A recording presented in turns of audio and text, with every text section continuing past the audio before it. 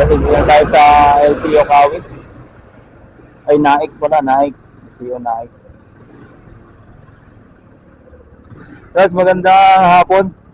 Magtatanong lang kami, sir, kung paano kumuha ng, ng student permit. May TBC na po ba kayo? Seminar ng 3 days? Kailangan trading. Kailangan po siya. Ngayon kung wala po, mag-inquire po tayo dun sa dulo para malaman natin kung ano yung mga list of requirements saka kung magkano po ang gagastusin natin. Okay. Salamat.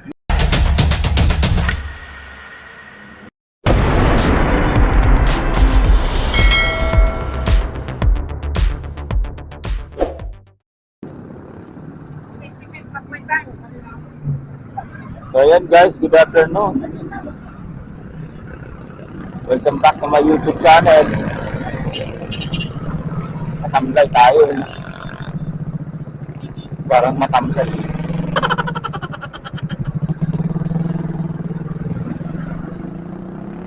Galing tayo guys sa school ng anak ko.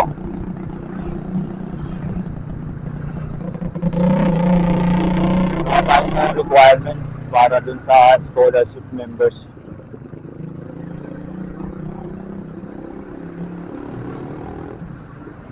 So, pabalik na kami. Nandito kami sa Naik.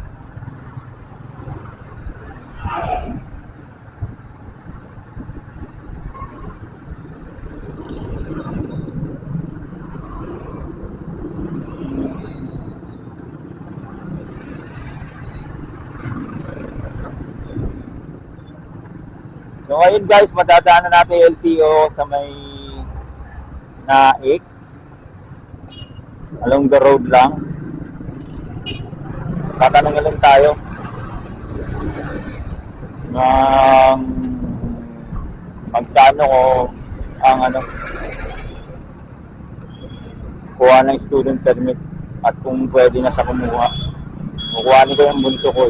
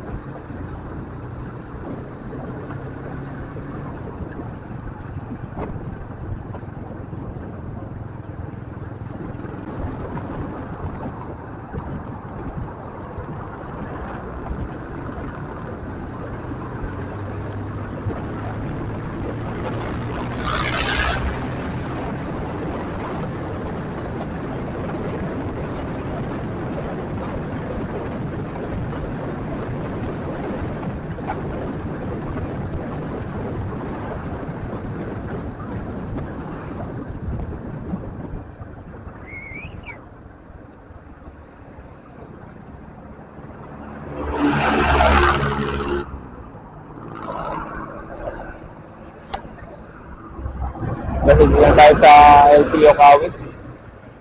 Ay, Naik pala, Naik. LTO Naik. Guys, magandang hapon. Magtatanong lang kami, sir, kung paano kumuha ng ng student permit. May TTC na po ba kayo? Seminar ng 3 days? Kailangan trading. Kailangan po siya. Ngayon kung wala po, mag-inquire po tayo dun sa dulo para malaman natin kung ano yung mga list of requirements saka kung magkano po ang gagastusin natin. Okay. Salamat. Diyan sa may tricycle na kulay blue.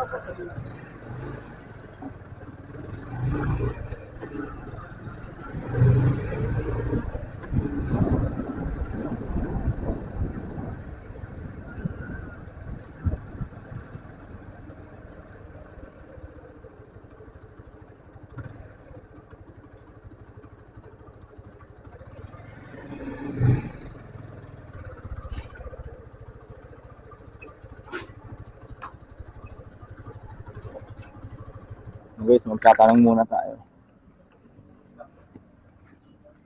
Ay, ano ba yan? Ha? Ayan, sumaka mo nagbuan ng puwet niyan, laki. Ako naman siya ito kung okay guys, alamin muna natin kung paano mong process, kung magkano babayaran lahat. A few moments later. So, ayan guys. Pagtanong na rin tayo. Tignan natin. So ito yun guys, yung hiningi natin na ng mga requirements. Ayan. Yung student permit requirements, number 1 seminar for 1,000 pesos. 3 days. 5 hours per day. So, 8 a.m. to 1 p.m. Sunday to Friday, open for enrollment. Yung pangalawa, medical. 560. Yung pangatlo, LTO application. 250. Tapos yung mga requirements is number 1, original PSA o NSO. Okay. Yung original na PSA, babalik naman din daw nila. Kasi i-scan naman nila yan. Tapos 2 valid ID. So, bali total of 1,810 lahat ang babayaran. So, importante dito makapag-schedule ng ng seminar. Pag nagkatapos ka ng seminar, dire-diretso na. So, ayan lang guys. Tara. Hindi tayo. Dito sa LTO Kawit. Naik. Mali-mali tayo.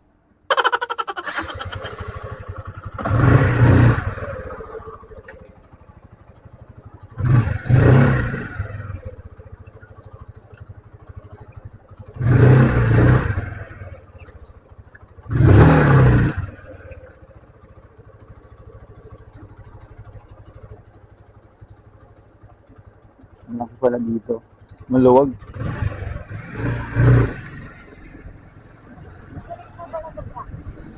Oo, dito.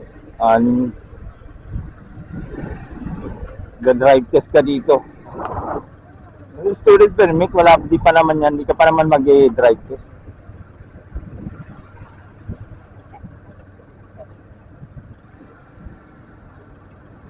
Ayan guys, ito yung LTO Naik. Guys, thank you po. Pauwi na tayo. Uminit na naman.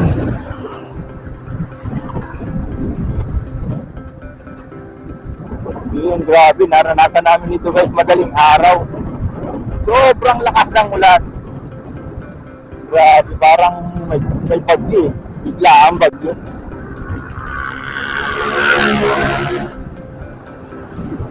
mga kinabukasan na, gano'n na, init na naman. Abnormal talaga panahon natin ngayon, ha.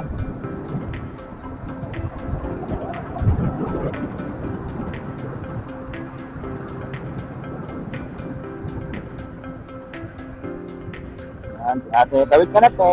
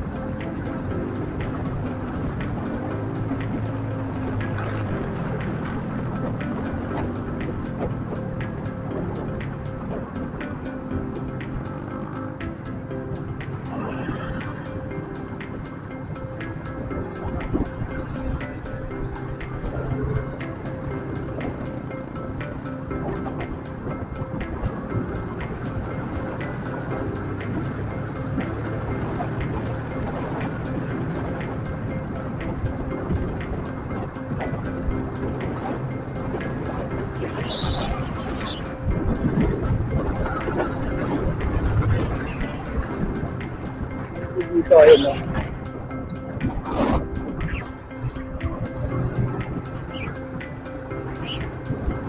Tayo mo.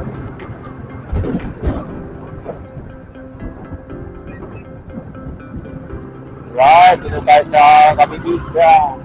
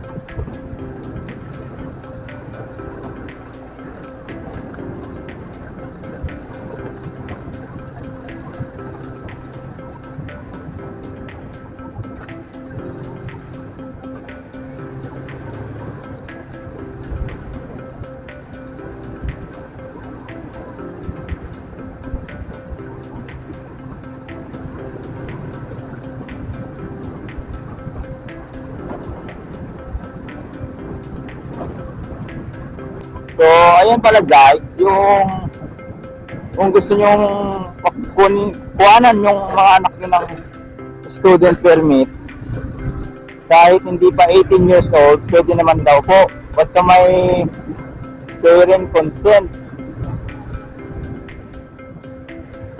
Yun. Tapos yung mga naipakita ko sa inyo mga requirements, yun yung ang gagawin.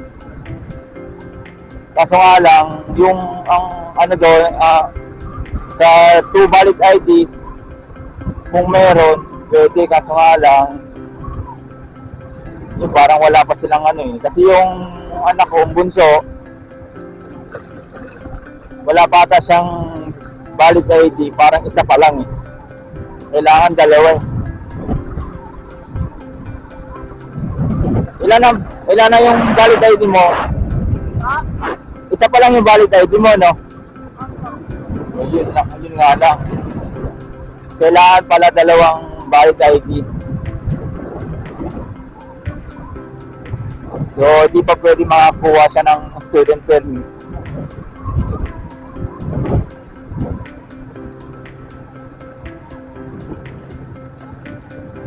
So, kaya yun guys. Yun na yung naano natin sa kung paano pagkuha ng student permit.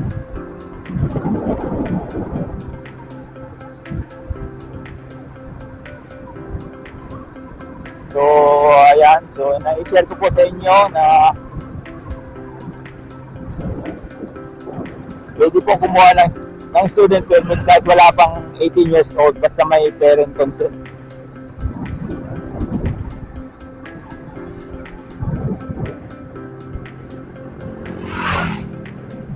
So sana natuwa kayo sa mga na-share kong video na ngayon. Maraming salamat po.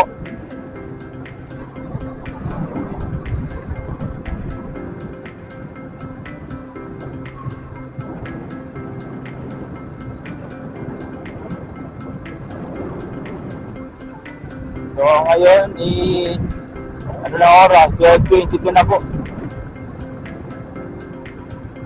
Pabalik na kami sa bahay, pauwi na rin po. Dito kami dumaan sa shortcut, papuntang Naik. Kapipisa Road.